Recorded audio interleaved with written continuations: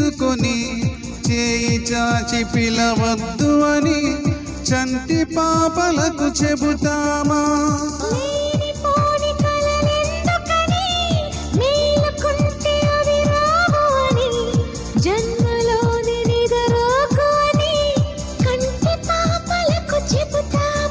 కలలన్నవి కలలని నమ్మనని, అవి కలవని పిలవకు కలవమని.